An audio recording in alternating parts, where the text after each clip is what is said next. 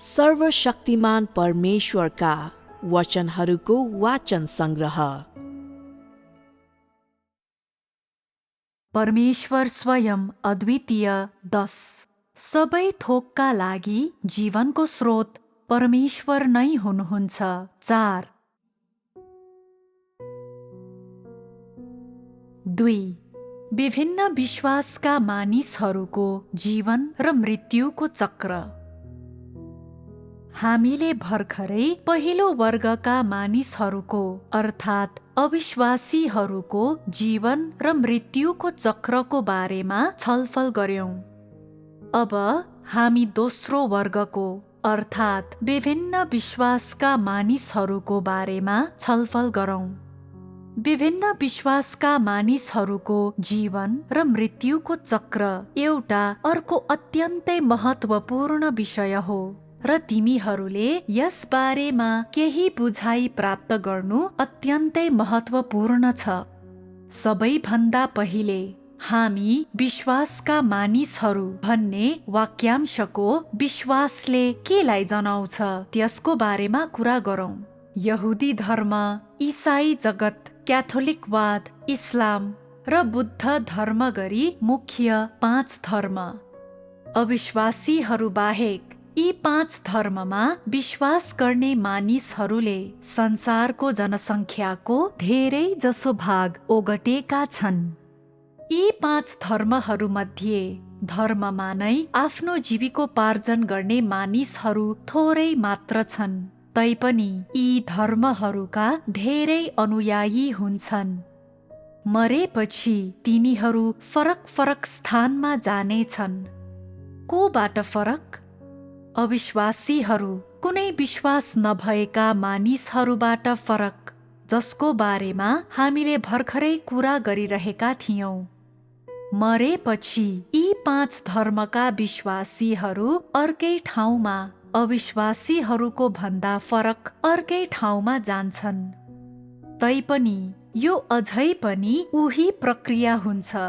तिनीहरू मर्नुभन्दा पहिले तिनीहरूले गरेका सबै कुराको आधारमा नै आत्मिक संसारले तिनीहरूको न्याय गर्नेछ, जुन कार्यपछि तिनीहरूलाई सोही अनुरूप अघि बढाइनेछ। तैपनि किन यी मानिसहरूलाई प्रक्रियाको लागि फरक स्थानमा पठाइनेछ त? यसको एउटा महत्त्वपूर्ण कारण छ। यो के हो त? म तिमीहरूलाई एउटा उदाहरणद्वारा यस बारेमा व्याख्या गर्नेछु। तैपनि मैले यसो गर्नुभन्दा पहिले तिमीहरू सायद मनमा नै सोचिरहेका छौ होला, सायद परमेश्वर प्रतिको तिनीहरूको विश्वास थोरै भएकोले होला। तिनीहरू पूर्ण अविश्वासी होइनन्। तैपनि कारण यो होइन। तिनीहरूलाई अरूबाट टाढा राख्नुको एउटा अत्यन्तै महत्त्वपूर्ण कारण छ। उदाहरणको लागि बुद्ध धर्मलाई लिऊँ। म तिमीहरूलाई एउटा तथ्य बताउनेछु। बुद्ध धर्म मान्ने मानिस बुद्ध धर्ममा लागेको व्यक्ति हो र यो व्यक्तिलाई तिनीहरूको विश्वास के हो भन्ने थाहा हुन्छ। जब बुद्ध धर्मावलम्बीहरू आफ्नो कपाल काटेर लामा वा आनी बन्छन्, यसको अर्थ तिनीहरूले मानव संसारका कोलाहललाई छोडेर आफूलाई भौतिक संसारबाट अलग गरेका छन् भन्ने हुन्छ। हरेक दिन तिनीहरूले सूत्र र बुद्धको नाम जप्छन्, शाकाहारी खाना मात्र खान्छन्, भिक्षुको जीवन जिउँछन् अनि चिसोमा घिउको दियोको मधुरो ज्योतिमा बसेर आफ्ना दिनहरू बिताउँछन्। तिनीहरूले आफ्नो सारा जीवन यसरी नै बिताउँछन्। जब बुद्ध धर्मावलम्बीको भौतिक जीवन समाप्त हुन्छ, तब तिनीहरूले आफ्नो जीवनको सारांश तयार गर्छन्। तर तिनीहरूलाई आफ्नो हृदयमा भने तिनीहरू मरेपछि कहाँ जानेछन्, तिनीहरूले कसलाई भेट्ने छन् वा तिनीहरूको परिणाम के हुनेछ भन्ने थाहा हुने छैन। भित्री मनमा तिनीहरूसँग त्यस्ता कुराको बारेमा स्पष्ट विचार हुँदैन। आफ्नो सारा जीवनभरि अन्धाधुन्द विश्वास गर्ने बाहेक तिनीहरूले केही पनि गरेका हुँदैनन्, जुन कार्यपछि तिनीहरू आफ्ना अन्धो कामना र आदर्शहरू सहित मानव संसारबाट विदा हुन्छन्। बुद्ध धर्मावलम्बीहरूले जीवितहरूको संसारलाई छोडेर जाँदा तिनीहरूको भौतिक जीवनको समाप्ति त्यस्तै हुन्छ। त्यसपछि तिनीहरू आफ्नो आत्मिक संसारको मूल स्थानमा फर्कन्छन्। पृथ्वीमा फर्कनको लागि र आफ्नो आत्महेरचाहलाई जारी राख्नको लागि उक्त व्यक्तिको पुनर्जन्म हुन्छ कि हुँदैन भन्ने कुरा तिनीहरूको मृत्यु भन्दा पहिलेको तिनीहरूको बानी बेहोरा र अभ्यासमा निर्भर हुन्छ। यदि तिनीहरूले आफ्नो जीवनकालमा केही पनि गलत गरेका थिएनन् भने तिनीहरूको तुरुन्तै पुनर्जन्म हुन्छ र तिनीहरूलाई फेरि पृथ्वीमा पठाइन्छ, जहाँ उक्त व्यक्ति फेरि पनि लामा वा आनी बन्छ। अर्थात् तिनीहरूले पहिलो पटक जसरी आत्महेरचाहको अभ्यास गरेका थिए त्यसरी नै तिनीहरूले आफ्नो भौतिक जीवनकालमा आत्महेरचाहको अभ्यास गर्छन्। त्यसपछि तिनीहरूको भौतिक जीवन समाप्त भएपछि तिनीहरू आत्मिक क्षेत्रमा फर्कन्छन्, जहाँ तिनीहरूको जाँच हुन्छ। त्यसपछि कुनै समस्या भेटिएन भने तिनीहरू फेरि मानिसको संसारमा फर्केर फेरि बौद्ध धर्ममा लागेर आफ्नो अभ्यासलाई जारी राख्न सक्छन्। 3 देखि 7 पटक पुनर्जन्म भइसकेपछि तिनीहरू फेरि पनि आत्मिक संसारमा फर्कनेछन्, जहाँ तिनीहरू हरेक भौतिक जीवन समाप्त भएपछि जान्छन्। यदि मानव संसारमा हुँदा तिनीहरूका विभिन्न योग्यता र व्यवहार आत्मिक संसारका स्वर्गीय आदेशहरू अनुरूप छन् भने यस बिन्दुदेखि तिनीहरू त्यही नै रहनेछन्। त्यस उपरान्त मानवको रूपमा तिनीहरूको पुनर्जन्म हुने छैन, न त तिनीहरूले दुष्कर्म गरेकोमा कुनै दण्ड पाउने खतरा नै हुन्छ। तिनीहरू फेरि कहिल्यै पनि यो प्रक्रिया मार्फत गुज्रने छैनन्, बरु तिनीहरूका परिस्थितिहरू अनुरूप तिनीहरूले आत्मिक क्षेत्रमा एउटा पद धारण गर्नेछन्। बुद्ध धर्मावलम्बीहरूले यसैलाई बुद्धत्व प्राप्त गर्नु भनेर भन्छन्।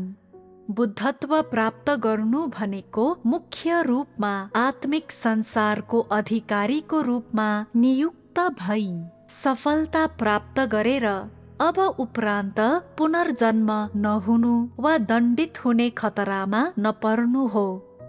यसको साथै यसको अर्थ अब उपरान्त पुनर्जन्म भई मानव भएर कष्ट भोग नगर्नु भन्ने हुन्छ। त्यसकारण के पशु प्राणीको रूपमा तिनीहरूको पुनर्जन्म हुने कुनै सम्भावना हुन्छ? हुँदैन। यसको अर्थ तिनीहरू आत्मिक संसारमा एउटा भूमिका लिएर बस्नेछन् र अब उपरान्त तिनीहरूको पुनर्जन्म हुने छैन भन्ने हुन्छ। बुद्ध धर्ममा बुद्धत्व प्राप्त गर्नुको एउटा उदाहरण यही हो।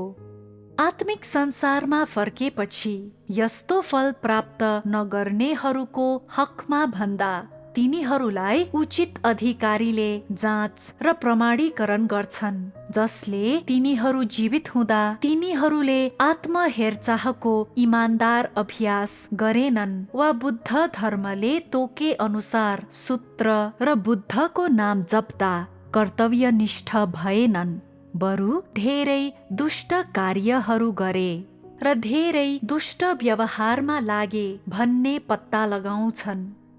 त्यसपछि आत्मिक संसारमा तिनीहरूको दुष्कर्मको निम्ति न्याय गरिन्छ अनि त्यसपछि तिनीहरूलाई निश्चित रूपमा दण्ड दिइन्छ। यसमा कुनै अपवाद छैन। त्यसो भए त्यस्तो व्यक्तिले कहिले फल प्राप्त गर्न सक्छ त? तिनीहरूले कुनै दुष्टता नगरेको जीवनकालमा आत्मिक संसारमा फर्केपछि तिनीहरू मर्नुभन्दा पहिले तिनीहरूले कहीँ पनि गल्ती गरेका छैनन् भन्ने देखिएमा त्यसपछि तिनीहरूको पुनर्जन्म हुने कार्य जारी रहन्छ र तिनीहरूले सूत्र जप्दै र बुद्धको नाम पुकार्दै घिउको दियोको मधुरो ज्योतिको साथमा चिसोमा दिनहरू बिताउँछन् र कुनै पनि जीवित प्राणीलाई मार्ने कार्यबाट वा कुनै मासु खानबाट टाढा बस्छन्। तिनीहरूले मानिसको संसारमा कुनै सहभागिता जनाउँदैनन्। यसका दुःखलाई तिनीहरूले टाढा छोड्छन् र अरूसँग कुनै विवाद गर्दैनन्। यस प्रक्रियामा यदि तिनीहरूले कुनै दुष्ट कार्य गरेनन् भने तिनीहरू आत्मिक संसारमा फर्केपछि र तिनीहरूका सबै कार्य र व्यवहारको जाँच गरिएपछि तिनीहरूलाई मानव संसारमा फेरि एकपटक पठाइन्छ र यो चक्र 3 देखि 7 पटकसम्म दोहोरिन्छ। यो अवधिमा तिनीहरूले कुनै पनि दुष्कर्म गरेनन् भने तिनीहरूले बुद्धत्व प्राप्त गर्ने कुरामा कुनै पनि प्रभाव पर्ने छैन र कुनै पनि ढिलाइ हुने छैन। विश्वासका सबै मानिसहरूका जीवन र मृत्युको चक्रको एउटा विशेषता यही हो। तिनीहरूले फल प्राप्त गर्न सक्छन् र आत्मिक संसारमा कुनै एउटा पद ग्रहण गर्न सक्छन्। यही कुराले तिनीहरूलाई अविश्वासीहरूबाट अलग गर्छ। सर्वप्रथम तिनीहरू पृथ्वीमा बाँचिरहेको बेला आत्मिक संसारमा कुनै पद लिन सक्ने मानिसहरूले कस्तो व्यवहार गर्छन् त? तिनीहरूले निश्चित रूपमा कुनै दुष्ट कार्य गर्नु हुँदैन। तिनीहरूले हत्या, आगजनी, बलात्कार वा लुटपाट गर्नु हुँदैन। यदि तिनीहरू ठगी, धोका, चोरी वा डकैतीमा लागे भने तिनीहरूले फल प्राप्त गर्न सक्दैनन्। अर्को शब्दमा भन्दा यदि जुनसुकै प्रकारको दुष्कर्मसँग तिनीहरूको कुनै सम्बन्ध वा सम्बद्धता छ भने तिनीहरू आत्मिक संसारले तिनीहरूलाई प्रदान गर्ने दण्डबाट उम्कन सक्ने छैनन्। आत्मिक संसारले बुद्धत्व प्राप्त गर्ने बुद्ध धर्मावलम्बीहरूका निम्ति उचित बन्दोबस्त गर्छ। तिनीहरूलाई बुद्ध धर्ममा विश्वास गर्ने र आकाशको वृद्ध मानिसमा विश्वास गर्ने जस्तो देखिनेहरूको प्रशासकको रूपमा नियुक्त गरिन सक्छ। तिनीहरूलाई कुनै निश्चित प्रशासकीय अधिकार क्षेत्र प्रदान गरिन सक्छ। तिनीहरू अविश्वासीहरूको मात्रै कार्यभारी हुन सक्छन् वा तिनीहरूले सानातिना कर्तव्य सहितका पदहरू मात्र प्राप्त गर्न सक्छन्। त्यस्ता नियुक्ति तिनीहरूको प्राणको विभिन्न प्रकृति अनुसार प्रदान गरिन्छ। यो बुद्ध धर्मको उदाहरण हो। हामीले उल्लेख गरेका 5 धर्म मध्ये ईसाई जगत तुलनात्मक रूपमा विशेष छ। के कुराले ईसाईलाई विशेष तुल्याउँछ त? यिनीहरू साँचो परमेश्वरमा विश्वास गर्ने मानिसहरू हुन्। साँचो परमेश्वरमा विश्वास गर्ने मानिसहरूलाई यहाँ कसरी सूचीकृत गर्न सकिन्छ त? ईसाई जगत एक प्रकारको विश्वास हो भन्दा यो विश्वाससँग मात्रै सम्बन्धित हुन्थ्यो भन्नेमा कुनै शङ्का हुँदैन। यो एक प्रकारको रीतिरिवाज, एक प्रकारको धर्म र परमेश्वरलाई सच्चा रूपमा पछ्याउने मानिसहरूको विश्वास भन्दा पूर्ण रूपमा फरक कुरा मात्रै हुन्थ्यो। मैले ईसाई जगतलाई मुख्य 5 धर्ममा सूचीकृत गर्नुको कारण के हो भने यो यहुदी धर्म, बुद्ध धर्म र इस्लामकै स्तरमा झरेको छ। यहाँका धेरै जसो मानिसहरूले परमेश्वर हुनुहुन्छ वा उहाँले सबै थोकमाथि शासन गर्नुहुन्छ भन्नेमा विश्वास गर्दैनन्। तिनीहरूले उहाँको अस्तित्वमा विश्वास गर्ने कुरा त परै जाओस्, बरु तिनीहरूले धर्मशास्त्रको व्याख्या गर्नको लागि पवित्र पुस्तकहरूको प्रयोग गर्ने र मानिसहरूलाई दयालु बन्न, कष्ट सहन र असल कार्य गर्न सिकाउनको लागि धर्मशास्त्रको प्रयोग गर्ने मात्रै गर्छन्। इसाई जगत त्यही प्रकारको धर्म बन्न पुगेको छ। यसले मानिसलाई व्यवस्थापन गर्ने र मुक्ति दिने परमेश्वरको कार्यसँग कुनै सम्बन्ध नै नराखी धर्मशास्त्रीय सिद्धान्तहरूमा मात्रै ध्यान दिन्छ। यो परमेश्वरलाई पछ्याउने तर परमेश्वरले वास्तवमा स्वीकार नगर्नु भएका मानिसहरूको धर्म बनेको छ।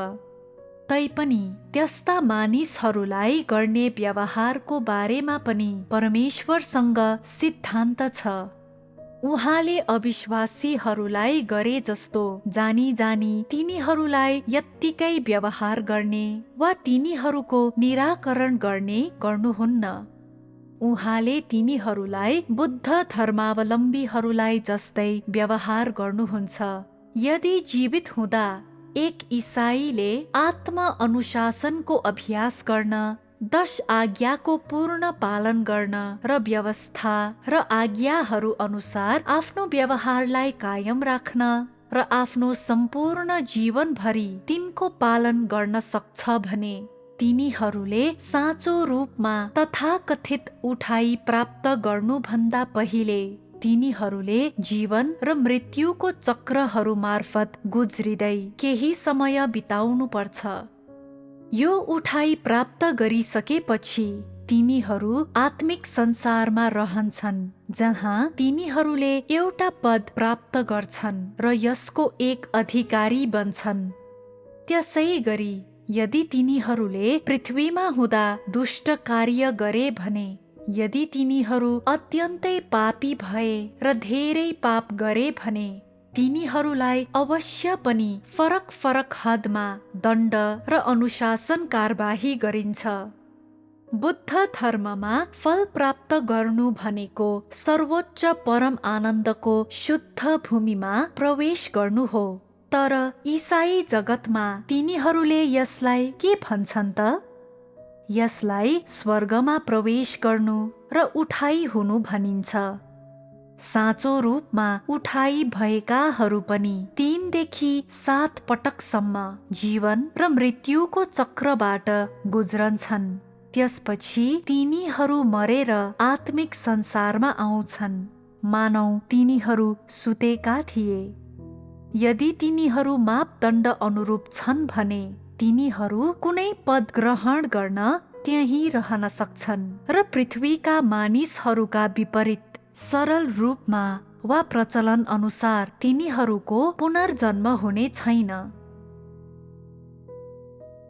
यी सबै धर्ममध्ये तिनीहरूले जुन अन्त्यको बारेमा बताउँछन् र जुन अन्त्य प्राप्त गर्ने प्रयास गर्छन् त्यो बुद्ध धर्मको फल प्राप्त गर्नु सरह हो। के मात्रै हो भने यो फल फरक फरक माध्यमद्वारा प्राप्त गरिन्छ। तिनीहरू सबै उस्तै हुन्। यी धर्महरूका अनुयायीहरूको यो समूह जसले आफ्नो व्यवहारमा धार्मिक नियमलाई कडाइका साथ पालन गर्न सक्छन्, तिनीहरूलाई परमेश्वरले उचित गन्तव्य जाने उचित स्थान दिनुहुन्छ र उचित रूपमा व्यवहार गर्नुहुन्छ। यो सबै मनासिब छ, तर यो मानिसहरूले कल्पना गरे जस्तो होइन, हो त? अब इसाई जगतका मानिसहरूलाई के हुन्छ भन्ने सुनिसकेपछि तिमीहरूलाई के अनुभूति भयो? के तिमीहरूलाई तिनीहरूको दुर्दशा अनुचित छ भन्ने लाग्छ? के तिमीहरूलाई तिनीहरूप्रति सहानुभूति जाग्यो? थोरै। गर्न सकिने केही पनि छैन। त्यसको दोषी तिनीहरू नै हुन्। म किन यसो भन्दैछु त? परमेश्वरको कार्य साँचो छ उहाँ जीवित र वास्तविक हुनुहुन्छ र उहाँको कार्य सारा मानव जाति र हरेक व्यक्तिप्रति लक्षित छ। तब किन तिनीहरूले यसलाई स्वीकार गर्दैनन्? तिनीहरूले किन परमेश्वरलाई त्यति उच्छृङ्खल रूपमा विरोध गर्छन् र सताउँछन्? तिनीहरूले यस प्रकारको परिणाम प्राप्त गर्न पाउँदा समेत आफूलाई भाग्यमानी ठान्नु पर्छ। तब किन तिनीहरूलाई बिचरा ठान्छौ? यसरी तिनीहरूसँग व्यवहार गर्नु भनेको ठूलो सहनशीलता देखाउनु हो। तिनीहरूले जुन हदसम्म परमेश्वरको विरोध गर्छन् त्यसको आधारमा त तिनीहरूलाई नष्ट गरिनुपर्ने हो। तैपनि परमेश्वरले यसो गर्नुहुन्न, बरु उहाँले त ईसाई जगतलाई अन्य कुनै पनि साधारण धर्मलाई जस्तै व्यवहार गर्नुहुन्छ। तसर्थ अरू धर्मका बारेमा थप विवरण प्रदान गर्नुपर्ने कुनै आवश्यकता छ र? यी सबै धर्मको सार भनेको मानिसहरूले अझै बढी कठिनाई भोग्नु पर्छ, कुनै दुष्ट काम गर्नु हुँदैन, असल कार्य गर्नु पर्छ, अरूलाई मनपरी भन्नु हुँदैन, अरूलाई दोषारोपण गर्नु हुँदैन, आफैलाई विवादबाट अलग राख्नु पर्छ र असल मानिस बन्नु पर्छ। धेरै जसो धार्मिक शिक्षाहरू यस्तै छन्। त्यसकारण यदि विश्वासका यी मानिसहरूले विभिन्न धर्म र सम्प्रदायका यी अनुयायीहरूले आफ्ना धार्मिक नियमहरूलाई कडाईका साथ पालन गर्न सक्छन् भने तिनीहरू पृथ्वीमा हुँदाको समयमा तिनीहरूले ठूलो गल्ती वा पाप गर्ने छैनन्। अनि 3 देखि 7 पटकसम्म तिनीहरूको पुनर्जन्म भइसकेपछि यी मानिसहरू धार्मिक नियमहरूलाई कठोर रूपमा पालन गर्न सक्नेहरू मुख्य रूपमा आत्मिक संसारमा एउटा पद ग्रहण गरेर बस्नेछन्। के त्यस्ता मानिसहरू धेरै छन्? छैनन्। तिमीहरूले के आधारमा उत्तर दियौ? असल काम गर्नु र धार्मिक नियम र व्यवस्थाको पालन गर्नु सजिलो छैन। बुद्ध धर्मले मानिसहरूलाई मासु खान दिँदैन। के तँ त्यसो गर्न सक्छस्? यदि तँ खैरो वस्त्र लगाएर दिनभरि गुम्बामा बसेर मन्त्र र बुद्धको नाम जप्दै बस्नु पर्यो भने के तँ त्यसो गर्न सक्छस्? यो सहज हुने छैन। ईसाई जगतमा 10 आज्ञाहरू र व्यवस्था छ। के यी पालन गर्न सहज छन्? ती सहज छैनन्। उदाहरणको लागि अरूलाई मनपरी नभन्ने कार्यलाई लिऊ। मानिसहरूले यो नियम पालन गर्न सक्दैनन्। आफैलाई रोक्न नसकेर तिनीहरूले मनपरी भन्छन्, अनि मनपरी भनिसकेपछि तिनीहरूले ती शब्द फर्काउन सक्दैनन्। त्यसकारण तिनीहरूले के गर्छन्? राति तिनीहरूले आफ्नो पाप स्वीकार गर्छन्। कहिलेकाहीँ तिनीहरूले अरूलाई मनपरी भनिसकेपछि पनि अझै आफ्नो हृदयमा घृणालाई पालेर राख्छन्, अनि ती मानिसहरूलाई थप हानि गर्ने समयको योजना बनाउने हदसम्म जान्छन्। छोटकरीमा भन्दा यो मृत सिद्धान्तमा जिउनेहरूका निम्ति पाप वा दुष्ट कार्यबाट टाढा बस्न सहज छैन। त्यसकारण हरेक धर्ममा थोरै मानिसहरूले मात्रै वास्तवमा फल प्राप्त गर्न सक्छन्। तैँले के अनुमान गर्छस् भने धेरै मानिसहरूले यी धर्महरूलाई पछ्याउने हुनाले धेरै मानिसहरूले आत्मिक क्षेत्रमा भूमिका प्राप्त गर्न सक्नेछन्। तैपनि त्यस्ता मानिसहरू त्यति धेरै हुँदैनन्। थोरैले मात्रै वास्तवमा यो कुरा हासिल गर्न सक्छन्। विश्वासका मानिसहरूका जीवन र मृत्युको चक्रको हकमा सामान्यतः लागू हुने कुरा यही हो। तिनीहरू के कुरामा फरक हुन्छन् भने तिनीहरूले फल प्राप्त गर्न सक्छन् र तिनीहरूलाई अविश्वासीहरूबाट अलग गर्ने कुरा नै यही हो। 3. परमेश्वरलाई पछ्याउने मानिसहरूको जीवन र मृत्युको चक्र।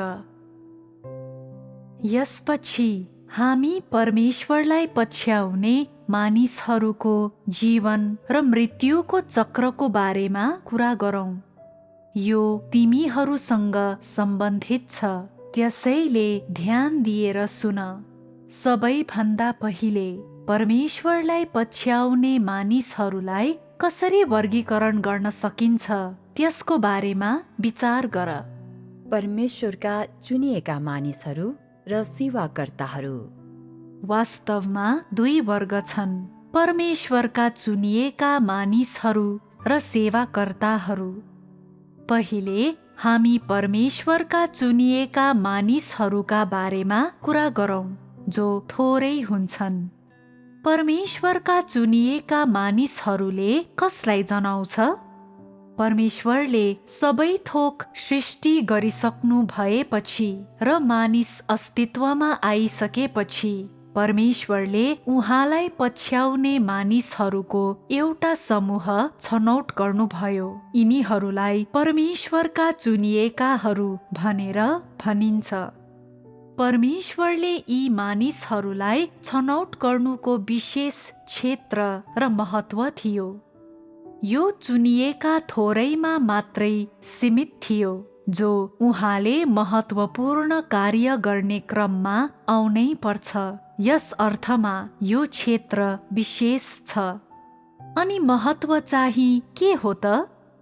तिनीहरू परमेश्वरले छनौट गर्नुभएको समूह भएका हुनाले महत्त्व निकै ठुलो छ। अर्थात् परमेश्वरले यी मानिसहरूलाई पूर्ण बनाउन र तिनीहरूलाई सिद्ध बनाउन चाहनुहुन्छ। अनि उहाँको व्यवस्थापन कार्य समाप्त भएपछि उहाँले यी मानिसहरूलाई प्राप्त गर्नुहुनेछ। के यो महत्त्व ठुलो छैन र? यसर्थ चुनिएका यी मानिसहरू परमेश्वरका लागि अत्यन्तै महत्त्वपूर्ण हुन्छन्, किनभने परमेश्वरले प्राप्त गर्न चाहनु भएकाहरू तिनीहरू नै हुन्। सेवाकर्ताहरूको बारेमा भन्दा हामी अहिलेको लागि परमेश्वरको पूर्व निर्धारित गन्तव्यको विषयलाई छोडौँ र सुरुमा तिनीहरूको उत्पत्तिको कुरा गरौँ। सेवाकर्ताले शाब्दिक रूपमा सेवा गर्ने व्यक्तिलाई जनाउँछ। सेवा गर्नेहरू क्षणिक हुन्छन्। तिनीहरूले दीर्घकालीन रूपमा वा सदा सर्वदा सेवा गर्दैनन्, बरु तिनीहरूलाई अस्थायी रूपमा काममा लगाइन्छ वा नियुक्त गरिन्छ। तिनीहरूमध्ये धेरै जसोको उत्पत्ति तिनीहरूलाई अविश्वासीहरूबाट छनौट गरिएर भएको हुन्छ। तिनीहरूले परमेश्वरको कार्यमा सेवाकर्ताको भूमिका निर्वाह गर्नेछन् भनी उर्दी जारी गरिएपछि तिनीहरू पृथ्वीमा आएका हुन्छन्। अघिल्लो जीवनमा तिनीहरू पशु प्राणीका रूपमा रहेका हुन सक्छन्, तर तिनीहरू अविश्वासीहरूका रूपमा पनि रहेका हुन सक्छन्। सेवाकर्ताहरूको उत्पत्ति यसरी नै भएको हुन्छ। हामी परमेश्वरका चुनिएका मानिसहरूको बारेमा थप कुरा गरौँ। जब तिनीहरू मर्छन्, तब तिनीहरू अविश्वासीहरू र विश्वासका विभिन्न मानिसहरूको भन्दा पूर्ण रूपमा फरक स्थानमा जान्छन्। यो त्यस्तो स्थान हो जहाँ तिनीहरू स्वर्गदूतहरू र परमेश्वरका सन्देशवाहकहरूको साथमा हुन्छन्। यो परमेश्वरले व्यक्तिगत रूपमा नै प्रशासन गर्नुहुने स्थान हो। यस स्थानमा परमेश्वरका चुनिएका मानिसहरूले आफ्नै आँखाले परमेश्वरलाई देख्न नसक्ने भए तापनि यो आत्मिक क्षेत्रको अन्य कुनै पनि ठाउँभन्दा फरक हुन्छ। मानिसहरूको यो समूह मरेपछि जाने फरक स्थान यही हो। तिनीहरू मरेपछि तिनीहरूलाई पनि परमेश्वरका सन्देशवाहकहरूले कठोर अनुसन्धान गर्छन्। अनि के को अनुसन्धान गरिन्छ त? परमेश्वरका सन्देशवाहकहरूले परमेश्वरमाथिको विश्वासमा यी मानिसहरूले आफ्नो जीवनभरि लिएका मार्गहरू, त्यो समय अवधिमा तिनीहरूले परमेश्वरलाई विरोध गरे कि गरेनन्, वा सरापे कि सरापेनन्, र तिनीहरूले कुनै गम्भीर पाप वा दुष्ट काम गरे कि गरेनन् भन्ने अनुसन्धान गर्छन्। कुनै निश्चित व्यक्तिलाई बस्न दिइन्छ कि ऊ त्यहाँबाट जानुपर्छ भन्ने प्रश्न यही अनुसन्धानले समाधान गर्नेछ। जानुपर्छ भन्नुको अर्थ के हो? अनि बस्नु भनेको के हो?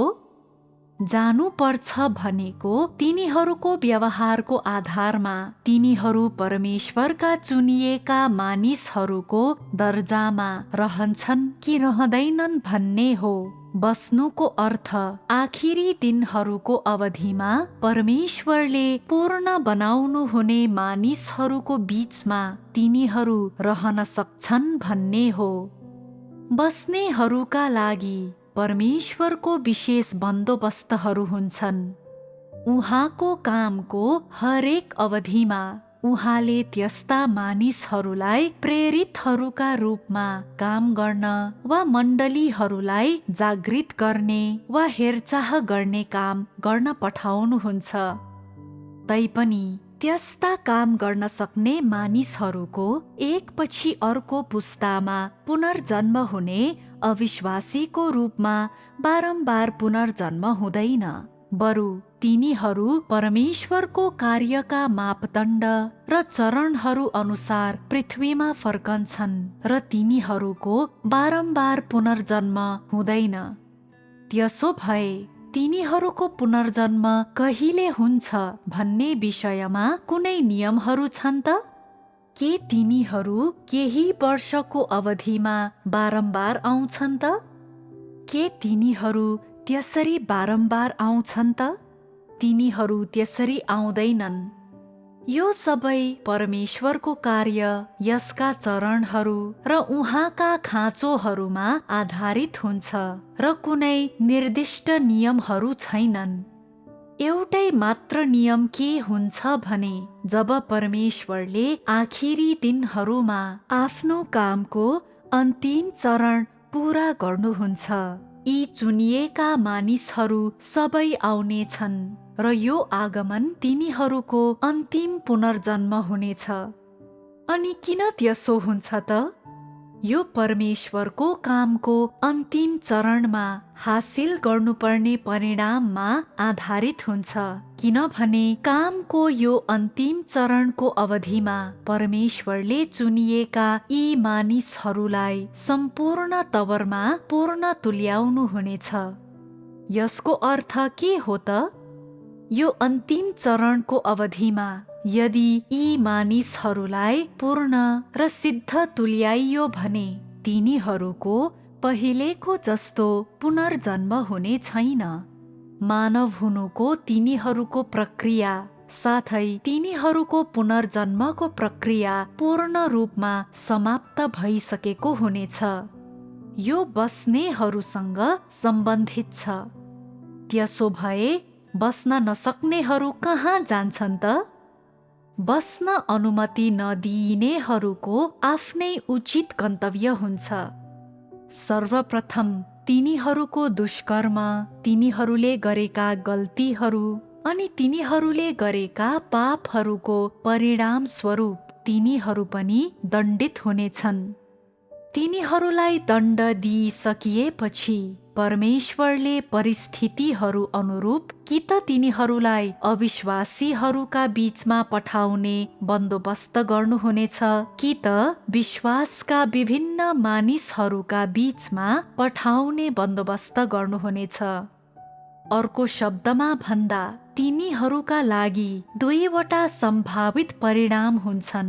एउटा चाहिँ दण्डित हुनु र पुनर्जन्म भएपछि निश्चित धर्मका मानिसहरूका बीचमा जिउनु र अर्को चाहिँ अविश्वासीहरू बन्नु। यदि तिनीहरू अविश्वासीहरू बने भने तिनीहरूले सबै अवसर गुमाउने छन्। तैपनि यदि तिनीहरू विश्वासका मानिसहरू बने भने, उदाहरणको लागि यदि तिनीहरू ईसाई बने भने तिनीहरूसँग अझै पनि परमेश्वरका चुनिएका मानिसहरूको दर्जामा फर्कने अवसर हुनेछ। यसमा अत्यन्तै जटिल सम्बन्धहरू छन्। छोटकरीमा, यदि परमेश्वरका चुनिएका मानिसहरूमध्ये एकजनाले परमेश्वरलाई रिस उठाउने कुनै काम गर्छ भने तिनीहरूलाई अरू कुनै व्यक्तिलाई जस्तै दण्ड दिइनेछ। उदाहरणको लागि पावललाई लिऊँ, जसको बारेमा हामीले पहिले नै कुरा गरिसकेका छौँ। पावल दण्डित हुने व्यक्तिको एउटा उदाहरण हो। मैले के को बारेमा कुरा गरिरहेको छु के त्यो तिमीहरूले बुझ्दैछौ? के परमेश्वरका चुनिएका मानिसहरूको क्षेत्र निश्चित गरिएको हुन्छ? यसमध्ये धेरै जसो निश्चित गरिएको हुन्छ, तर यसको थोरै भाग निश्चित गरिएको हुँदैन। किन त्यसो हुन्छ त? मैले यहाँ सबैभन्दा स्पष्ट कारणको बारेमा उल्लेख गरेको छु, दुष्ट कार्य गर्नु। जब मानिसहरूले दुष्ट कार्य गर्छन्, परमेश्वरले तिनीहरूलाई चाहनुहुन्न, र जब परमेश्वरले तिनीहरूलाई चाहनुहुन्न, तब उहाँले तिनीहरूलाई विभिन्न जाति र प्रकारका मानिसहरूका बीचमा फ्याँक्नुहुन्छ। यसले तिनीहरूलाई आशाविहीन तुल्याउँछ र तिनीहरू फर्कने कार्य कठिन हुन्छ। यो सबै परमेश्वरलाई पछ्याउने मानिसहरूको जीवन र मृत्युको चक्रसँग सम्बन्धित छ। अर्को विषय सेवाकर्ताहरूको जीवन र मृत्युको चक्रसँग सम्बन्धित छ। हामीले भर्खरै सेवाकर्ताहरूको उत्पत्तिको बारेमा कुरा गर्यौं, अर्थात् अघिल्लो जीवनमा अविश्वासी र पशु प्राणीको रूपमा रही तिनीहरूको पुनर्जन्म भएको हुन्छ भन्ने तथ्यको बारेमा कुरा गर्यौं। अन्तिम चरणको कामको आगमनसँगै परमेश्वरले अविश्वासीहरूबाट त्यस्ता मानिसहरूको समूह छनौट गर्नु भएको छ र यो समूह विशेष छ। परमेश्वरले यी मानिसहरूलाई चुन्नुको उद्देश्य तिनीहरूलाई उहाँको सेवा गर्ने मानिसहरू बनाउनको लागि हो। सेवा त्यति सुन्दर सुनिने शब्द होइन, न त यो हरेकको कामना अनुरूपको कुरा नै हो, तर यो को प्रति लक्षित छ सो कुरालाई हामीले हेर्नुपर्छ। परमेश्वरका सेवाकर्ताहरूको अस्तित्वको विशेष महत्त्व छ। अरू कसैले पनि तिनीहरूको भूमिका निर्वाह गर्न सक्दैन, किनभने तिनीहरूलाई परमेश्वरले नै चुन्नु भएको हुन्छ। र यी सेवाकर्ताहरूको भूमिका के हो त? तिनीहरूको भूमिका परमेश्वरका चुनिएका मानिसहरूको सेवा गर्नु हो। सामान्यतया तिनीहरूको काम भनेको परमेश्वरको कामको निम्ति सेवा दिनु, यसमा सहकार्य गर्नु र परमेश्वरले आफ्ना चुनिएकाहरूलाई पूर्ण तुल्याउने कार्यमा सहयोग गर्नु हो। तिनीहरूले परिश्रम गरिरहेको भए पनि, कामको कुनै पक्ष अघि बढाइरहेको भए पनि, वा निश्चित कार्यहरू गरिरहेको भए पनि, यी सेवाकर्ताहरूप्रति परमेश्वरको मापदण्ड के हुन्छ त? के उहाँ तिनीहरूप्रतिको आफ्ना मापदण्डहरूमा अत्यन्तै धेरै कठोर हुनुहुन्छ? होइन, उहाँले तिनीहरूलाई निष्ठावान हुन मात्र लगाउनुहुन्छ। सेवाकर्ताहरू पनि निष्ठावान हुनुपर्छ। तेरो उत्पत्ति जे जस्तो भए पनि वा परमेश्वरले तँलाई जुन कारणले छनौट गर्नु भएको भए पनि त परमेश्वरप्रति, परमेश्वरले तँलाई सुम्पनु हुने कुनै पनि कार्यभारहरूप्रति र त जुन कामको निम्ति जिम्मेवार छस् त्यस कार्यप्रति र तैँले पूरा गर्नुपर्ने जिम्मेवारीहरूप्रति त निष्ठावान हुनै पर्छ।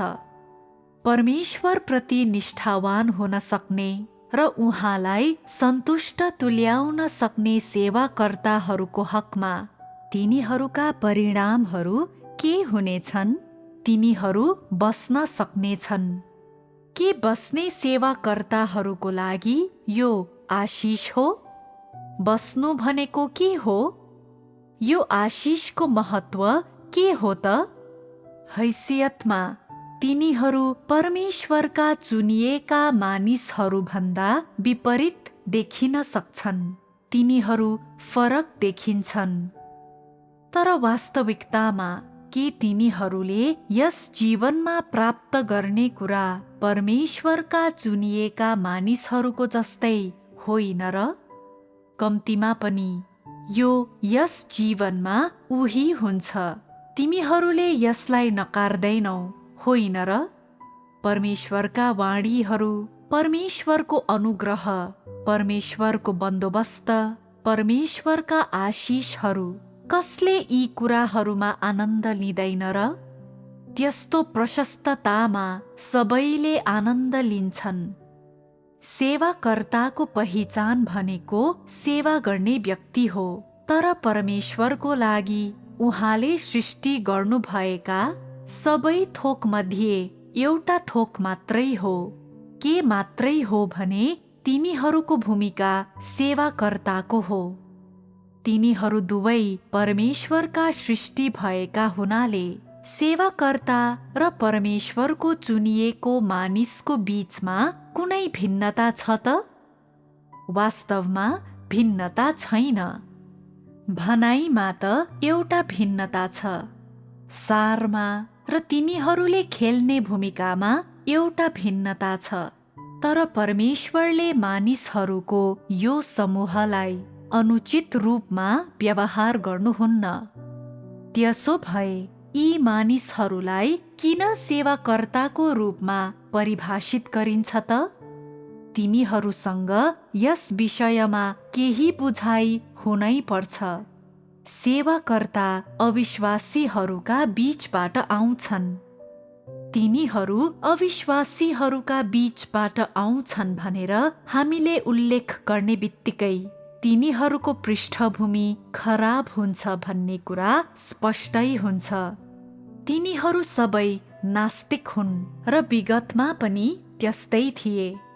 तिनीहरूले परमेश्वरलाई विश्वास गरेका हुँदैनन् र उहाँप्रति, सत्यताप्रति र सकारात्मक सबै कुराप्रति तिनीहरू शत्रुवत रहेका हुन्छन्। तिनीहरूले परमेश्वरमा वा उहाँको अस्तित्वमा विश्वास गरेका हुँदैनन्। त्यसो भए के तिनीहरूले परमेश्वरका वचनहरूलाई बुझ्न सक्छन् त? धेरै हदसम्म तिनीहरूले त्यसो गर्न सक्दैनन् भनेर भन्दा अत्युक्ति हुँदैन। जसरी पशु प्राणीले मानव शब्दहरूलाई बुझ्न सक्दैनन्, त्यसरी नै सेवाकर्ताहरूले परमेश्वरले के भनिरहनु भएको छ, उहाँले के मापदण्ड तोक्नुहुन्छ वा उहाँले किन त्यस्ता मापदण्डहरू तोक्नुहुन्छ भन्ने कुरालाई बुझ्न सक्दैनन्। तिनीहरूले बुझ्दैनन्। यी कुराहरू तिनीहरूको बुझाइ बाहिरका हुन्छन् र तिनीहरू अन्तर्ज्ञान नपाएको अवस्थामा नै रहन्छन्। यही कारणले गर्दा यी मानिसहरूसँग हामीले बताएको जीवन हुँदैन। जीवन बिना के मानिसहरूले सत्यतालाई बुझ्न सक्छन्? के तिनीहरू सत्यताद्वारा सुसज्जित हुन्छन्? के तिनीहरूसँग परमेश्वरका वचनहरूको अनुभव र ज्ञान हुन्छ? हुँदैन। सेवाकर्ताहरूको उत्पत्ति यसरी नै हुन्छ। तैपनि परमेश्वरले नै यी मानिसहरूलाई सेवाकर्ताहरू बनाउनु हुने भएकोले तिनीहरूको लागि उहाँले तोक्नु भएका आवश्यक मापदण्डहरू हुन्छन्। उहाँले तिनीहरूलाई नीच ठान्नुहुन्न, न त उहाँले तिनीहरूसँग झारा टार्ने व्यवहार नै गर्नुहुन्छ। तिनीहरूले उहाँका वचनहरूलाई बुझ्न नसके पनि र तिनीहरूसँग जीवन नभए पनि परमेश्वरले तिनीहरूलाई दयालु व्यवहार नै गर्नुहुन्छ र उहाँले तिनीहरूले पूरा गर्नै पर्ने भनी तोक्नु भएका आवश्यक कुराहरूको हकमा मापदण्डहरू हुन्छन्। तिमीहरूले भर्खरै यी मापदण्डहरूका बारेमा बतायौ। परमेश्वरप्रति निष्ठावान हुनु र उहाँले भनेको काम गर्नु। तैँले सेवा गर्दा तैँले जहाँ आवश्यक छ त्यहाँ सेवा गर्नुपर्छ र तैँले अन्तिमसम्मै सेवा गर्नुपर्छ। यदि तँ निष्ठावान सेवाकर्ता हुन सक्छस् भने अन्तिमसम्मै सेवा गर्न सक्छस् र परमेश्वरले तँलाई सुम्पनु भएको कार्यभारलाई पूरा गर्न सक्छस् भने तैँले मूल्यवान जीवन जिउनेछस्। यदि तैँले यसो गर्न सक्छस् भने तँ रहन सक्नेछस्। यदि तैँले अलि बढी प्रयास गरिस् भने, यदि तैँले अझै बढी कडा परिश्रम गरिस्, परमेश्वरलाई चिन्ने तेरो प्रयासलाई 2 गुणा बढाइस् भने, परमेश्वरलाई चिन्ने बारेमा थोरै बोल्न सक्छस् भने, उहाँको गवाही दिन सक्छस् भने, साथै तैँले उहाँको इच्छाको कुनै कुरालाई बुझ्न सक्छस्, परमेश्वरको कार्यमा सहकार्य गर्न सक्छस् र परमेश्वरका अभिप्रायहरूको बारेमा कुनै न कुनै हिसाबले ध्यान दिन सक्छस् भने सेवाकर्ताको रूपमा तैँले सौभाग्यमा परिवर्तन भएको अनुभव गर्नेछस्। अनि यो सौभाग्यमा हुने परिवर्तन के हुनेछ त? तँ रहन मात्रै सक्ने छैनस्। तेरो आचरण र तेरा व्यक्तिगत आकांक्षा र खोजीहरू अनुसार परमेश्वरले तँलाई चुनिएका व्यक्तिहरू मध्येको एक बनाउनु हुनेछ। तेरो सौभाग्यमा हुने परिवर्तन यही हुनेछ। सेवाकर्ताहरूको लागि यस बारेमा सबैभन्दा उत्तम कुरा के हो त? यो तिनीहरू परमेश्वरको चुनिएको मानिस बन्न सक्छन् भन्ने कुरा नै हो। यदि तिनीहरू त्यस्तो बन्न सके भने यसको अर्थ अब उपरान्त अविश्वासीहरू जस्तो पशु प्राणीको रूपमा तिनीहरूको पुनर्जन्म हुने छैन। के त्यो असल कुरा होइन र? हो, र यो असल खबर पनि हो। यसको अर्थ सेवाकर्ताहरू पनि परिवर्तन हुन सक्छन्। सेवाकर्ताको हकमा परमेश्वरले तिनीहरूलाई एकपटक सेवा गर्न पूर्व निर्धारित गर्नु भएपछि तिनीहरूले सदा सर्वदा त्यसो गर्नेछन् भन्ने हुँदैन। त्यस्तै भइरहनुपर्छ भन्ने छैन।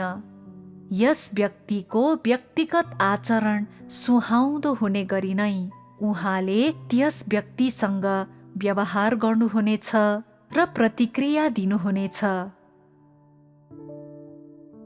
तैपनि अन्त्यसम्मै सेवा गर्न नसक्ने सेवाकर्ताहरू पनि हुन्छन्। सेवाको अवधिमा आधा बाटोमा नै हार मान्ने र परमेश्वरलाई त्याग्ने मानिसहरू, साथै धेरै गलत कार्यहरू गर्ने मानिसहरू पनि हुन्छन्। परमेश्वरको कार्यलाई धेरै हानि गर्ने र यसमा धेरै घाटा ल्याउने मानिसहरू पनि हुन्छन् र परमेश्वरलाई सराप्ने आदि इत्यादि कार्य गर्ने सेवाकर्ताहरू पनि हुन्छन्। यी सुधार गर्न नसकिने परिणामहरूले के सङ्केत गर्छन्? त्यस्तो कुनै पनि दुष्ट कार्यहरूले तिनीहरूका सेवाको समाप्तिलाई जनाउँछ। तेरो सेवाको अवधिमा तेरो आचरण अत्यन्तै खराब रहेकोले र त अति हदसम्म पुगेको हुनाले परमेश्वरले तेरो सेवा मापदण्ड अनुरूप छैन भन्ने देख्नु भएपछि उहाँले तँलाई सेवा गर्ने तेरो योग्यताबाट निकालिदिनुहुनेछ। उहाँले तँलाई अब उपरान्त सेवा गर्न दिनुहुने छैन। उहाँले तँलाई उहाँको नजरबाट र परमेश्वरको घरबाट निकालिदिनुहुनेछ। के यो तैँले सेवा गर्न नचाहेर हो? के तैँले निरन्तर दुष्ट कार्य गर्न चाहँदैनस् र? के त निरन्तर अविश्वास योग्य हुँदैनस् र? त्यसो भए एउटा सहज समाधान छ। तँलाई सेवा गर्ने तेरो योग्यताबाट हटाइनेछ। परमेश्वरको लागि सेवाकर्तालाई सेवा गर्ने उसको योग्यताबाट हटाउनुको अर्थ यो सेवाकर्ताको अन्त्यको घोषणा गरिएको छ र ऊ अब उपरान्त परमेश्वरको सेवा गर्नको लागि योग्य हुने छैन भन्ने हुन्छ। परमेश्वरलाई अब उपरान्त यस व्यक्तिको सेवाको खाँचो हुँदैन र तिनीहरूले जस्तो सुकै राम्रो कुरा बोले पनि ती शब्दहरू व्यर्थ हुनेछन्। जब काम कुराहरू यस्तो अवस्थामा आइपुगेका हुन्छन्, परिस्थिति समाधान गर्न नसकिने अवस्थामा पुगेको हुनेछ, यस्ता सेवाकर्ताहरू पछि फर्केर आउने कुनै उपाय हुने छैन। अनि परमेश्वरले यस्ता सेवाकर्ताहरूसँग कसरी व्यवहार गर्नुहुनेछ? के उहाँले तिनीहरूलाई सेवा गर्नबाट मात्रै रोक्नुहुन्छ? होइन। के उहाँले तिनीहरूलाई रहनबाट मात्रै रोक्नुहुन्छ? कि उहाँले तिनीहरूलाई एकपट्टि राखेर तिनीहरू फर्कियुन् भनेर प्रतीक्षा गर्नुहुन्छ? उहाँले त्यसो गर्नुहुन्न। सेवाकर्ताहरूका हकमा परमेश्वर त्यति प्रेमिलो हुनुहुन्न, यो साँचो कुरा हो। यदि परमेश्वरको सेवाप्रति व्यक्तिको मनोवृत्ति यस्तो छ भने यो मनोवृत्तिको परिणाम स्वरूप परमेश्वरले तिनीहरूलाई सेवा गर्ने तिनीहरूको योग्यताबाट हटाउनुहुनेछ र फेरि पनि तिनीहरूलाई अविश्वासीहरूका बीचमा फ्याँक्नुहुनेछ। अनि अविश्वासीहरूका बीचमा फ्याँकिएको सेवाकर्ताको भवितव्य के हुन्छ त? यो अविश्वासीहरूको जस्तै हुन्छ। तिनीहरूको पुनर्जन्म पशु प्राणीको रूपमा हुनेछ र आत्मिक संसारमा अविश्वासीको रूपमा दण्ड प्राप्त गर्नेछन्। यस अलावा यस व्यक्तिको दण्डमा परमेश्वरले कुनै व्यक्तिगत चासो दिनुहुने छैन, किनभने परमेश्वरको कार्यसँग त्यस्तो व्यक्तिको कुनै उचित सम्बन्ध हुँदैन। यो परमेश्वरमाथिको तिनीहरूको विश्वासको जीवनको अन्त्य मात्रै हुँदैन, बरु यो त तिनीहरूको आफ्नै भवितव्यको समाप्ति साथै तिनीहरूको भवितव्यको घोषणा पनि हुन्छ। तसर्थ यदि सेवाकर्ताहरूले नराम्ररी सेवा गर्छन् भने तिनीहरूले आफै परिणामहरू भोग्नु पर्ने हुन्छ। यदि सेवाकर्ताले अन्तिमसम्मै सेवा गर्न सक्दैन वा आधा बाटोमा सेवा गर्ने उसको योग्यताबाट हटाइन्छ भने तिनीहरूलाई अविश्वासीहरूका बीचमा फ्याँकिनेछ र यदि यसो भयो भने यस्तो व्यक्तिलाई चौपाया जस्तै बौद्धिकता वा चेतना नभएका मानिसहरूलाई जस्तै व्यवहार गरिनेछ। मैले यस कुरालाई यसरी बताउँदा तिमीहरूले बुझ्न सक्छौ, होइन त? उपर्युक्त कुरा परमेश्वरलाई पछ्याउने मानिसहरू र सेवाकर्ताहरूको जीवन र मृत्युको चक्रलाई परमेश्वरले कसरी सम्हाल्नुहुन्छ भन्ने बारेमा थियो। यो कुरा सुनेपछि तिमीहरूलाई कस्तो अनुभूति भयो? के मैले यस विषयमा पहिले कहिल्यै बताएको थिएँ? के मैले कहिल्यै परमेश्वरका चुनिएका मानिसहरू र सेवाकर्ताहरूको विषयमा बोलेको छु? मैले वास्तवमा यस विषयमा कुरा गरेको छु, तर तिमीहरूलाई याद छैन। आफ्ना चुनिएका मानिसहरू र सेवाकर्ताहरूप्रति परमेश्वर धर्मी हुनुहुन्छ। सबै कुराको विषयमा उहाँ धर्मी हुनुहुन्छ। मैले सही कुरा भने? यसमा तिमीहरूले कहीँ त्रुटि भेट्न सक्छौ? के यसो भन्ने मानिसहरू छैनन् र? चुनिएका मानिसहरूप्रति परमेश्वर किन यति सहनशील हुनुहुन्छ? अनि सेवाकर्ताहरूप्रति उहाँ किन थोरै मात्र सहनशील हुनुहुन्छ? के सेवाकर्ताहरूका लागि कोही खडा हुन चाहन्छ? के परमेश्वरले सेवाकर्ताहरूका लागि थप समय दिन र तिनीहरूप्रति थप धैर्य र सहनशील हुन सक्नुहुन्छ? के त्यस्तो प्रश्न उठाउनु सही कुरा हो? होइन, यो सही होइन। किन होइन? किनभने हामीलाई सेवाकर्ताहरू बनाउने कार्यमा नै वास्तवमा निगाह प्रदान गरिसकिएको हुन्छ। सेवा गर्नको लागि अनुमति दिएर नै सेवाकर्ताहरूलाई वास्तवमा निगाह प्रदान गरिसकिएको हुन्छ। सेवाकर्ताहरू भन्ने पदवी बिना र तिनीहरूले गर्ने काम बिना यी मानिसहरू कहाँ हुने थिए? तिनीहरू चौपायाहरूसँग बस्दै र मर्दै अविश्वासीहरूका बीचमा हुने थिए।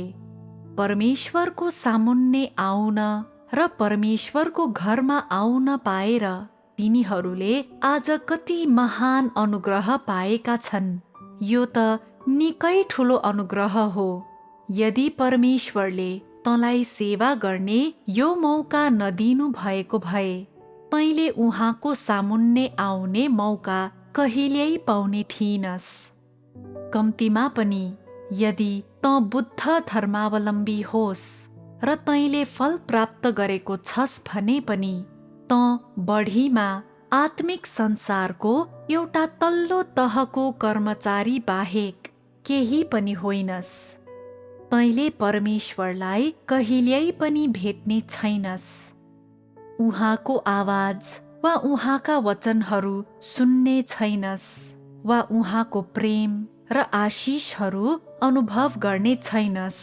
न त तँ कहिल्यै परमेश्वरको आम्ने सामने आउने सम्भावना नै हुन्छ। बुद्ध धर्मावलम्बीहरूका सामुन्ने हुने कुराहरू भनेका सरल कार्यहरू मात्रै हुन्। तिनीहरूले परमेश्वरलाई चिन्नु असम्भव छ र तिनीहरूले केवल आज्ञा पालन गर्छन् र हुकुम मान्छन्। तर सेवाकर्ताहरूले कामको यो चरणको अवधिमा धेरै कुरा प्राप्त गर्छन्। पहिलो, तिनीहरू परमेश्वरको आम्ने सामने आउन, उहाँको आवाज सुन्न, उहाँका वचनहरू सुन्न र उहाँले मानिसहरूलाई दिनुहुने अनुग्रह र आशिषहरू अनुभव गर्न सक्छन्। यसको साथै तिनीहरूले परमेश्वरद्वारा दिइएका वचन र सत्यताहरूको आनन्द लिन सक्छन्। सेवाकर्ताहरूले साँच्चै धेरै कुरा प्राप्त गर्न सक्छन्। तसर्थ सेवाकर्ताको रूपमा तैँले उचित प्रयास समेत गर्न सक्दैनस् भने के परमेश्वरले तँलाई राख्न सक्नुहुन्छ त? उहाँले तँलाई राख्न सक्नुहुन्न। उहाँले तँलाई त्यति धेरै माग्नुहुन्न। तैपनि उहाँले माग्नु भएको केही पनि कुरा तैँले उचित रूपमा गर्दैनस्। तैँले तेरो कर्तव्य पालन गरेको छैनस्। तसर्थ परमेश्वरले तँलाई राख्न सक्नुहुन्न भन्ने कुरामा कुनै शङ्का छैन।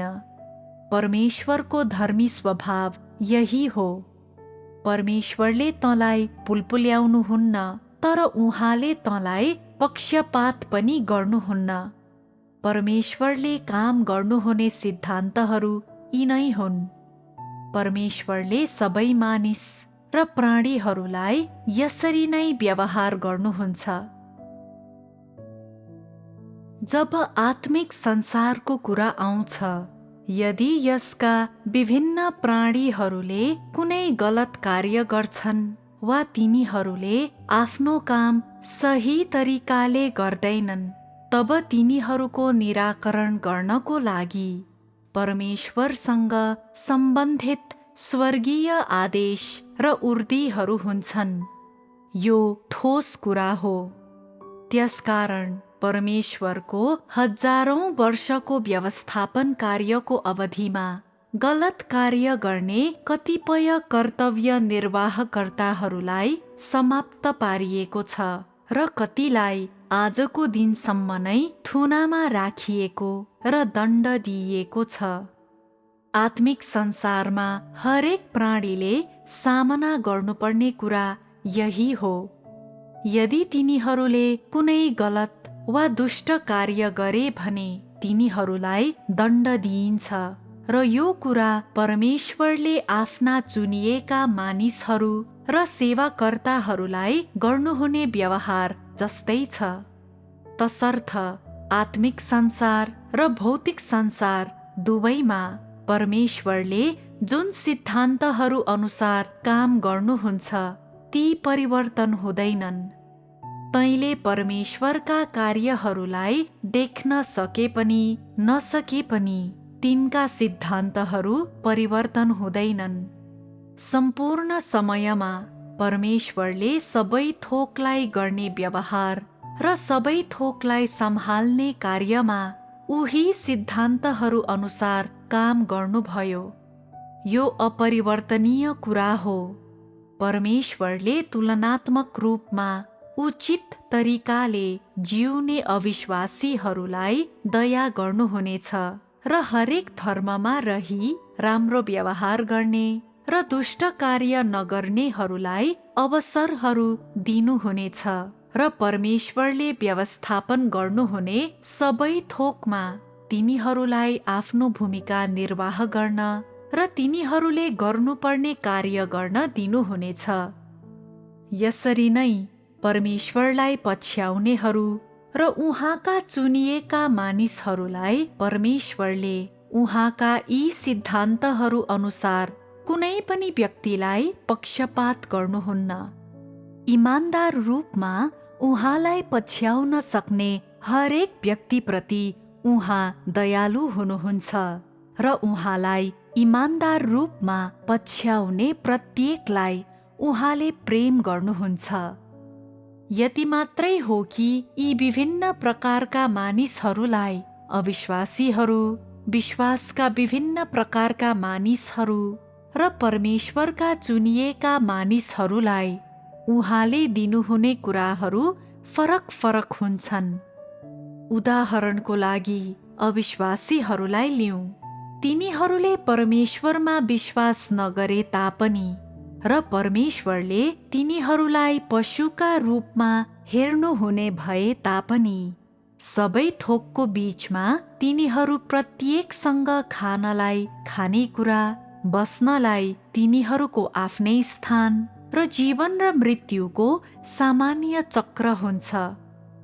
दुष्ट कार्य गर्नेहरूलाई दण्ड दिइन्छ र असल कार्य गर्नेहरू आशिषित हुन्छन् र तिनीहरूले परमेश्वरको दया प्राप्त गर्छन्।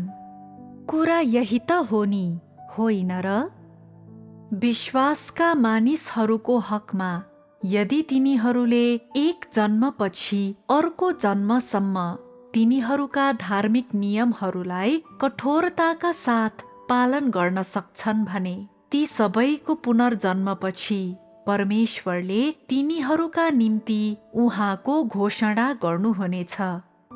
त्यसै गरी आज तिमीहरूको हकमा तिमीहरू परमेश्वरका चुनिएका मानिसहरू भए पनि वा सेवाकर्ता भए पनि परमेश्वरले आफूले तय गर्नुभएका नियम र प्रशासनिक आदेशहरू अनुसार नै तिमीहरूलाई उचित मार्गमा ल्याउनुहुनेछ र तिमीहरूको परिणाम निर्धारित गर्नुहुनेछ। यस प्रकारका मानिसहरूमध्ये विश्वासका फरक फरक प्रकारका मानिसहरूलाई अर्थात् विभिन्न धर्मका मानिसहरूलाई के परमेश्वरले बस्ने ठाउँ दिनुभएको छ? यहुदीहरू कहाँ छन्? के परमेश्वरले तिनीहरूको विश्वासमा हस्तक्षेप गर्नुभएको छ? उहाँले गर्नुभएको छैन, होइन र? अनि इसाईहरूको हकमा नि उहाँले तिनीहरूलाई पनि हस्तक्षेप गर्नुभएको छैन। उहाँले तिनीहरूलाई तिनीहरूका आफ्नै पद्धतिहरू पालन गर्न दिनुहुन्छ। उहाँले तिनीहरूसँग कुराकानी गर्ने वा तिनीहरूलाई अन्तर्दृष्टि दिने गर्नुहुन्न।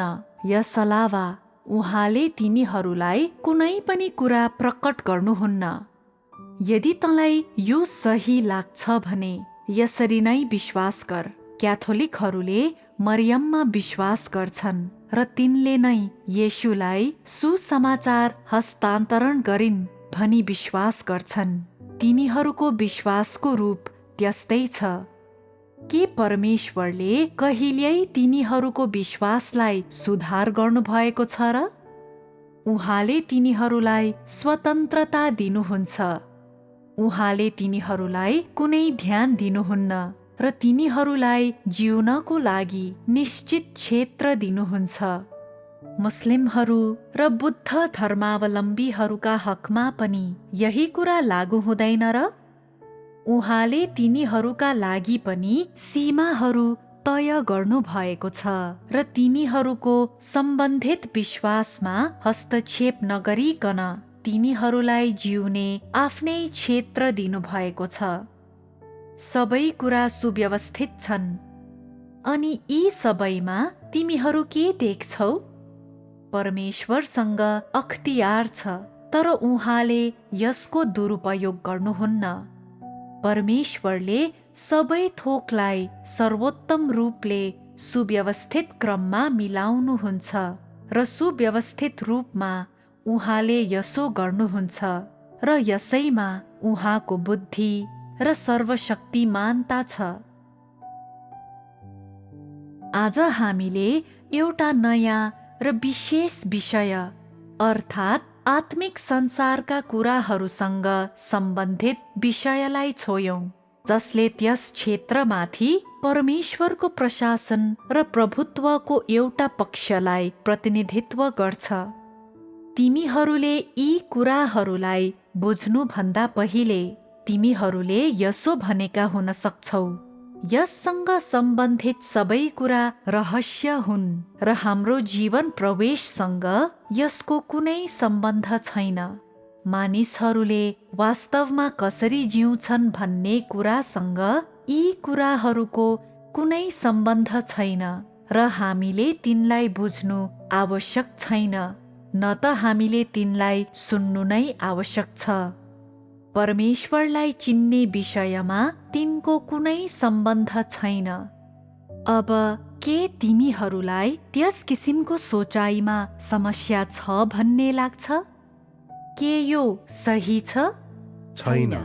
त्यस्तो सोचाइ सही छैन र यसमा गम्भीर समस्याहरू छन्। यसको कारण के हो भने यदि तँ परमेश्वरले सबै थोकमाथि कसरी शासन गर्नुहुन्छ भन्ने बारेमा बुझ्न चाहन्छस् भने तैँले देख्न सक्ने र तेरो सोचाइले बुझ्न सक्ने कुरालाई मात्रै बुझेर हुँदैन। तैँले अरू संसारको कतिपय कुरालाई पनि बुझ्नुपर्छ जुन तेरो लागि अदृश्य हुन सक्छ, तर त्यो तैँले देख्न सक्ने यो संसारसँग अपरिहार्य रूपमा जोडिएको हुन्छ। यो परमेश्वरको सार्वभौमिकतासँग सम्बन्धित छ र यो सबै थोकका लागि जीवनको स्रोत परमेश्वर नै हुनुहुन्छ भन्ने विषयसँग सम्बन्धित छ। यो त्यसैसँग सम्बन्धित जानकारी हो। यो जानकारी बिना परमेश्वर कसरी सबै थोकको जीवनको स्रोत हुनुहुन्छ भन्ने बारेको मानिसहरूको ज्ञानमा त्रुटि र भूलहरू हुनेछन्। तसर्थ आज हामीले जे बतायौं त्यसले हाम्रा अघिल्ला विषयहरूलाई बीट मारेको छ। साथै सबै थोकका लागि जीवनको स्रोत परमेश्वर नै हुनुहुन्छ भन्ने विषयवस्तुलाई समापन गरेको छ।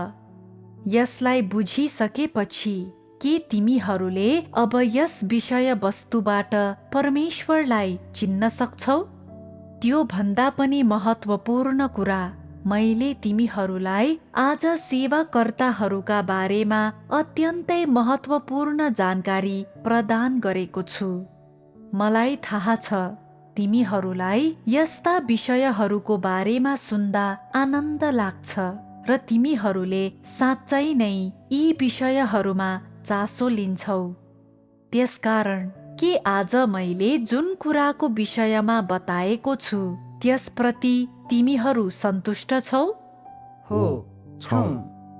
अन्य केही कुराले तिमीहरूलाई त्यति ठूलो प्रभाव नपारेको हुन सक्छ, तर सेवाकर्ताहरूको बारेमा मैले जे बताएको छु त्यसले विशेष रूपमा ठूलो प्रभाव पारेको छ, किनभने यो विषयले तिमीहरू प्रत्येकको प्राणलाई छुन्छ।